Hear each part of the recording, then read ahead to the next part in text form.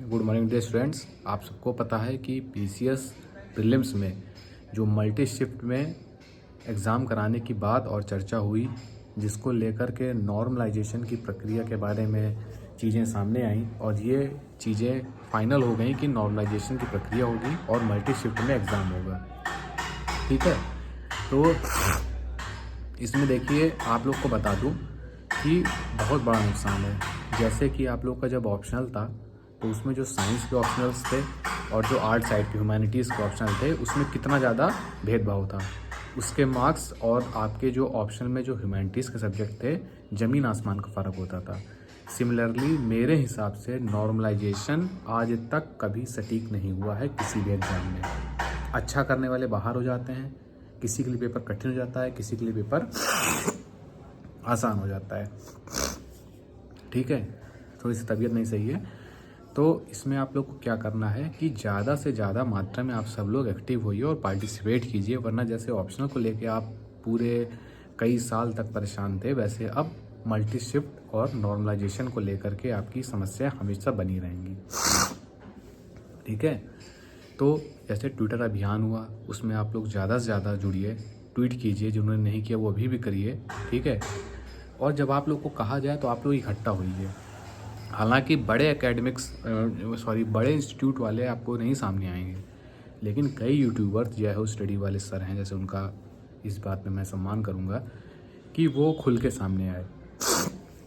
ठीक है, और भी कई यूट्यूबर्स जो पीसीएस को पढ़ाते हैं वनडे एग्ज़ाम के लिए, बेसिकली सिविल सर्विस के, वो भी सामने आए। तो आप ज़रूर से ज़रूर पार्टिसिपेट कीजिए। एक बार अगर नॉर्मलाइजेशन लागू हो गया तो आप कभी तय नहीं कर पाएंगे आंसर शीट मिला के कि आप प्री क्वालिफाई हैं कि नहीं। अगर मेरी बात सही लगती है तो सपोर्ट कीजिएगा, ज़्यादा से ज़्यादा जगह मैसेज को भेजिए आप। ठीक है, हर हाल में नॉर्मलाइजेशन को आप सबको रोकना है। जो भी मेरे लायक सहयोग आप कहेंगे, हर जगह मैं आपको खड़ा मिलूँगा। ठीक, इसके बाद मेंस की प्रिपरेशन के लिए टेंशन मत लीजिए। प्री को आप सोचिए, प्री का सोचिए और नॉर्मलाइजेशन को हटाने का सोचिए। मेंस के लिए आप मेरे चैनल में जाएंगे, वीडियोस में जाइएगा और आपको उसमें ब्रह्मास्त्र मिलेगा मेंस को क्लियर करने का। ठीक है, आप जुड़ेंगे, आपको पता चल जाएगा। हर एक बैच की फ़ीस नॉमिनल रखी गई है 500, हर एक जीएस के पेपर की। ठीक है, आप जुड़ेंगे और आप सैंपल में वीडियो में जा कर के देख सकते हैं कि मेंस को कैसे क्लियर करना है। ठीक है, लेकिन सबसे पहले मेंस आप तब लिखेंगे जब आप प्री को क्वालिफाई करेंगे, और प्री को आप क्वालिफाई तब करेंगे श्योर शॉट, ठीक है, शुचितापूर्ण ढंग से, जब आप नॉर्मलाइजेशन की प्रक्रिया को हटा देंगे। इसलिए आपको नॉर्मलाइजेशन हटाने पर जोर देना है अभी। ठीक, जहाँ बुलाया जाए, जहाँ लोग एकत्र हों, वहाँ पर आपको पहुँचना है। ठीक है, ट्विटर अभियान पे आपको ज़्यादा से ज़्यादा चीज़ें आपको पोस्ट करनी है। ठीक है, जो आपको हैशटैग मिलता है उसको, ये नहीं कि आप दूसरे पर डिपेंड है। अगर आप दूसरे पर डिपेंड होंगे तो हर कोई एक दूसरे पर डिपेंड हो जाएगा और चीज़ें नहीं हो पाएंगी। कुछ समय लगता है, 2-4-5 मिनट उसको आप दीजिए।